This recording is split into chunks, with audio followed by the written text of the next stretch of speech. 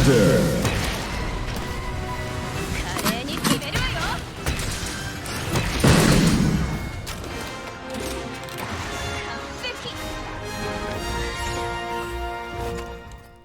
Much like most of you, I've been playing the Sunbreak demo in my spare time.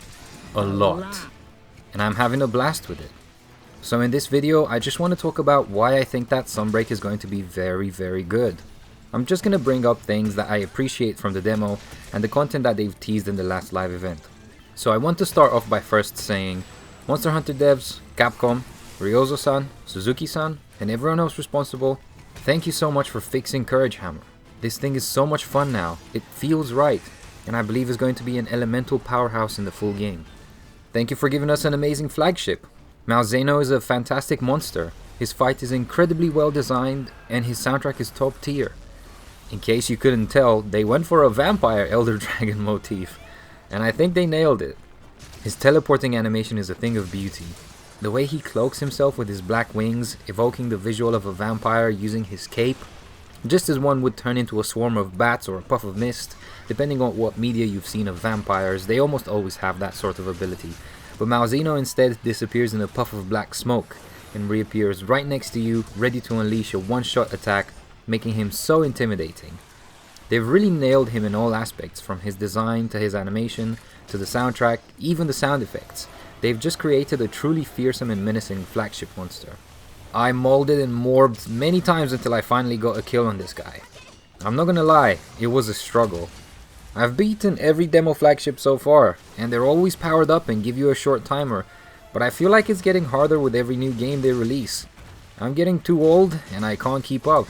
My heart can't deal with a 15-minute timer, brother. When that blue skull pops up, I feel similar to how I felt when I was 14 years old confessing my feelings to my crush. My hands start to tremble and sweat. My brain forgets how to compute. The pressure is immense.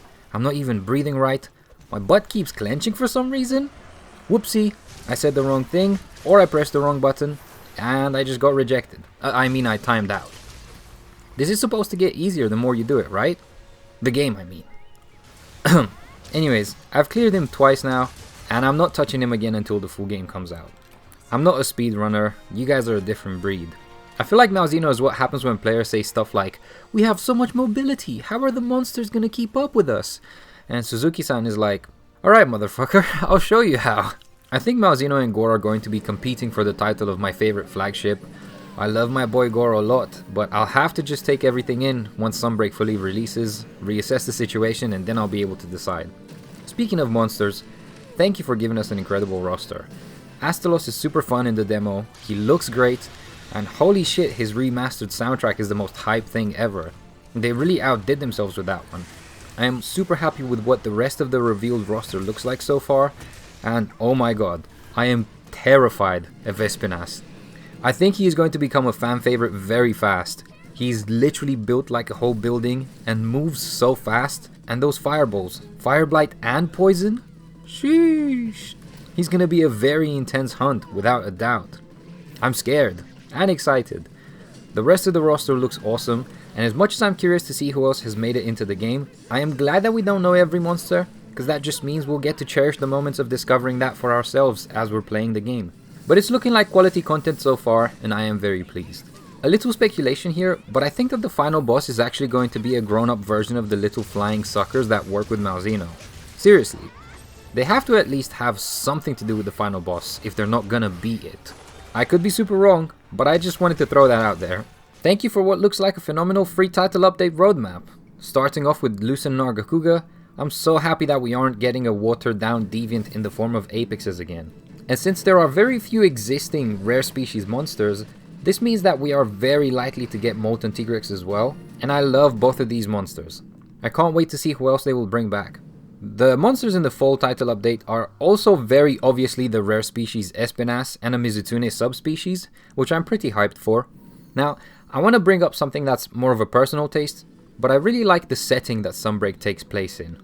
I love what I've seen of Elgado and its cast of characters so far. Komura was nice, the characters were charming, and I'm glad to see Yomogi come along with us to Elgado, but I always felt like something was missing in Komura. And I'm not good enough with my words, or I don't understand my feelings well enough to explain it. I haven't even been to Elgado yet, but just from this shot in the menu screen, it feels right. The calming, pleasant soundtrack, Admiral Gallius and Fiorane watching over their outpost, the owl perching on his shoulder, it just speaks to me. The atmosphere feels very reminiscent of what the villages in the older games captured. And the prospect of getting to know these characters better through the follower quests sounds amazing. It's not like Monster Hunter is going to have a bond system as deep as Persona or anything like that, but just being able to go on quests with the NPCs should bring us closer and make us appreciate them more. And it will also help sell the idea that we aren't the only hunter in town, or the only one that's actually useful. It makes perfect sense for these characters to be capable hunters, and it's good that they're implementing a feature that helps cement that concept. So thank you for creating a cool new outpost and the follower collab feature. And also thank you for bringing back the jungle. As someone who fell in love with Monster Hunter in its second generation, I spent a lot of time in this map. The way they've done it in Sunbreak is amazing. They've truly done it justice. The varied color palette is beautiful, and the sense of wonder that I felt as I was exploring it was great. The strong points here are the hidden island that you zoom across the map to get to, the arena inside the ruined structure, and the giant tree that you can climb up on using the mushrooms as platforms. I'm really looking forward to seeing what monster we get to hunt in here. It makes for such a cool battle arena. I think that the Citadel will be really great too for the same reasons. We get to fight inside castle ruins, the map has a lot of variety and lots of very cinematic battle areas, and it will without a doubt also hide some cool secrets. There are still many things that we've yet to see that could have an effect on how good Sunbreak turns out to be. Like, what's the endgame gonna be like? What's the weapon balance gonna look like in the full game? That insect glaive powder exploit is crazy, man. Regardless, there's probably lots more things to talk about, but that's all I could think of at the moment, and I just wanted to make a video highlighting all the good things that have me hyped for Sunbreak. We're less than 2 weeks away now, guys. I hope you're all as excited as I am. Talk to me about it in the comments. Thank you so much for tuning in, and until next time, happy hunting.